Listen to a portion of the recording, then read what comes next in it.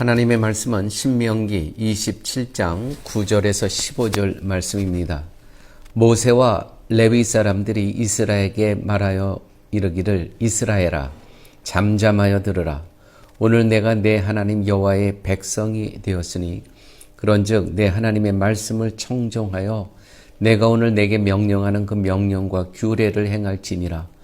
모세가 그날 백성에게 명령하여 이르되 너희가 요단을 건넌 후에 시므온과 레위와 유다와 이사갈과 요셉과 베냐민은 백성을 축복하기 위하여 그리심 산에 서고 루벤과 갓과 아셀과 스불론과 단과 납달리는 저주하기 위하여 에발산에 서고 레위 사람은 큰 소리로 이스라엘 모든 사람에게 말하여 이르기를 장색의 손으로 조각하였으나 부어 만든 우상은 여호와께 가증하니 그것을 만들어 은밀히 세우는 자는 저주를 받을 것이라 할 것이요 모든 백성은 응답하여 말하되 아멘 할지니라. 아멘. 방탕한 아들을 둔 한 어머니의 기도입니다. 주님, 제 아이가 하나님을 떠나 살고 있습니다. 그 길이 막히게 하여 주시옵소서. 편안하게 살지 못하게 하여 주시옵소서. 또한 결국 주님께 돌아오게 하여 주시옵소서. 아멘. 이 기도 끝에 아멘이 무엇을 의미하는 것입니까? 당신의 뜻 안에서 어떤 일이 일어나도 그대로 이루어지기를 원합니다. 그 아이가 잘못되더라도 전적인 그 결과는 하나님께서 하신 이름을 동의하며 복종을 선언하는 그러한 뜻이 된다는 것이죠. 이 아멘이라는 것은. 여러분, 요단강을 건너기 전 하나님께서 이스라엘에게 요구하신 일은 무엇입니까? 이스라엘 백성은 광야 40년을 마치고 요단강을 눈앞에 두고 있습니다. 그동안 얼마나 많은 죄와 불순종이 있었는지 그 죄의 결과로 얼마나 많은 이들이 광야에서 죽어갔는지 그때 하나님께서 말씀하시기를 너희는 요단을 건넌 후 에발산에 돌을 세우고 율법을 새겨라. 그리고 저주를 선포할 때 모든 백성은 아멘으로 화답하라. 하나님은 왜 하필 저주를 낭독하게 하셨을까요? 왜 복이 아닌 저주에 아멘이라고 하셨을까요? 그 이유는 분명합니다. 약속의 땅은 오직 하나님의 은혜로 사는 땅이기 때문입니다. 요단강 이전과 이후의 삶의 법칙은 완전히 다릅니다. 은혜의 법칙과 인간의 법칙은 완전히 다르죠. 요단강 이전, 광야의 삶은 인간의 자율성과 선택이 중심이었습니다. 자유의지라고도 하죠. 먹을 것을 위해 스스로 수고하고 위기를 만나면 불평하며 하나님의 말씀보다 자신의 생존을 우선시했던 삶이었습니다. 하지만 요단강 이후, 즉 약속의 땅에서의 삶은 전혀 다른 방식의 삶이 준비되어 있다는 것이죠. 너희가 사는 이유는 모두 다 하나님의 은혜다. 여기서 하나님의 말씀이 곧 생명이며 그 말씀에서 벗어나는 순간 저주가 따른다는 것이죠. 그 말씀이 이루어질 것을 믿는 것이 바로 아멘이라는 것입니다. 아멘. 진정한 아멘은 저주를 경험한 자의 고백입니다. 하나님은 에발산에서 하나씩 죄를 선언하라고 하셨습니다. 하나씩 죄를 선언하라.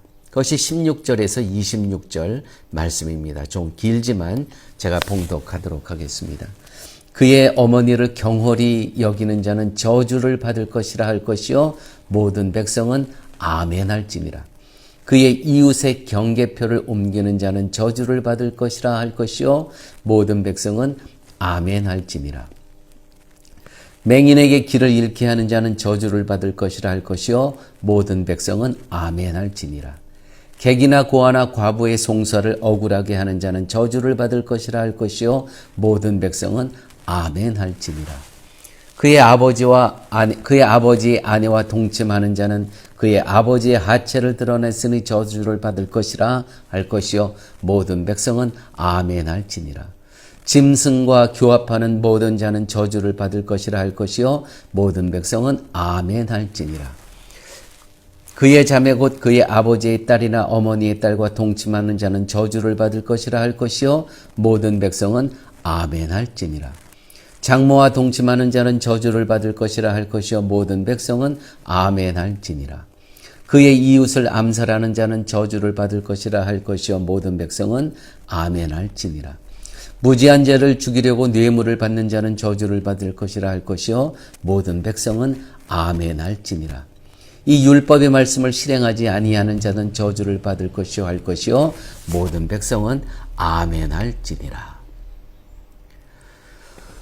이때마다 모든 구절마다 이스라엘 백성은 아멘으로 화답을 하게 하셨습니다. 왜 그랬을까요? 이 저주들이 단지 선언이 아니라 자신들이 광야에서 이미 경험한 현실이었기 때문입니다.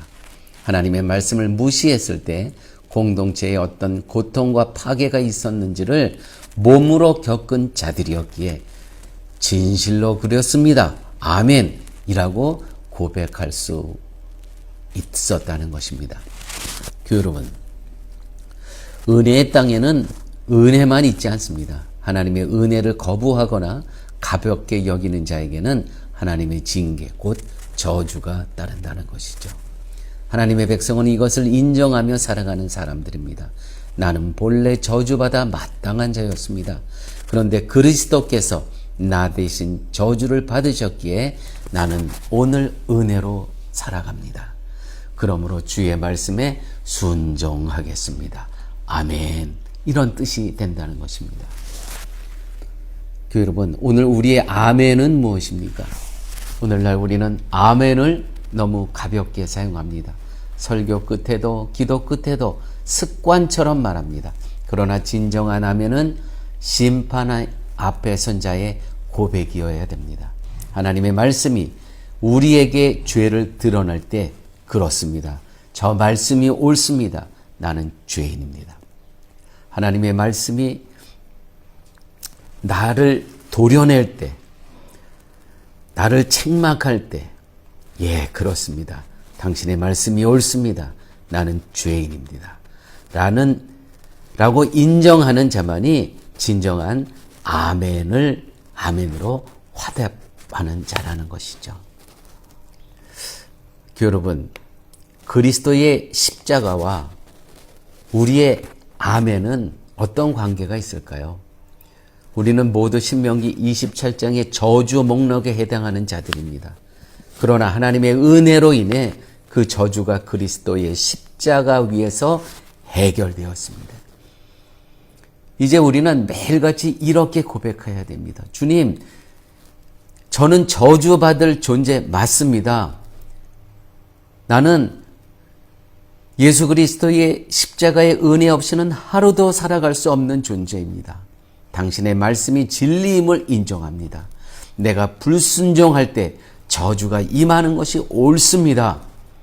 그러나 그리스도로 인해서 오늘을 살아갑니다. 주님, 저를 용서하여 주시고 십자가의 은혜에 감사합니다. 이 기도가 늘 있어야 된다는 것입니다. 함께 기도합니다. 아버지 하나님, 저희는 본래 저주받아 마땅한 존재들입니다. 신명기 27장 16절에서 26절의 죄의 목록이 다 나에게, 우리에게 적용됩니다. 그런데 예수 그리스도께서 우리 대신 저주를 받으셨기에 이제 오늘 은혜로 살아갑니다. 아버지 하나님, 당신의 말씀 앞에 진정으로 아멘할 수 있는 자 되게 하여 주시옵소서. 또한 매일매일 가운데 그 십자가의 은혜에 감사하며 기뻐하는 자 되게 하여 주시옵소서. 모든 말씀 예수님 이름으로 기도드렸습니다. 아멘.